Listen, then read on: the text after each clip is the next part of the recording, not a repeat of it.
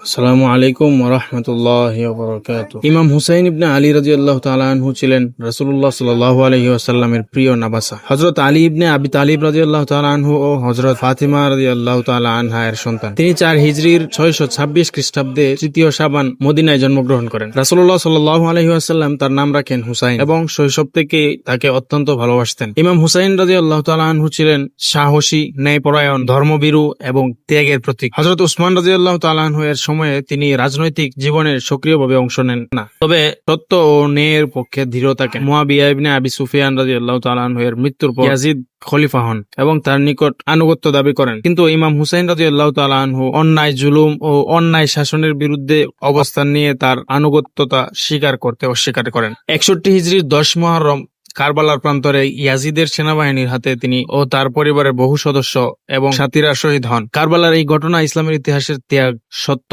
ও ন্যায়ের জন্য সর্বোচ্চ কুরবানির প্রতীক হয়েছে। তার শাহাদাত মুসলিম উম্মাহকে জুলুমের বিরুদ্ধে দাঁড়ানোর শিক্ষা দেয়। ইমাম হুসাইন রাদিয়াল্লাহু তাআলা আনহু এর জীবন ছিল আল্লাহ ভীতি, সত্যবাদিতা ও ত্যাগের উজ্জ্বল দৃষ্টান্ত, আর তার কারবালার আত্মত্যাগ ইতিহাসে চিরস্মরণীয় হয়ে থাকবে।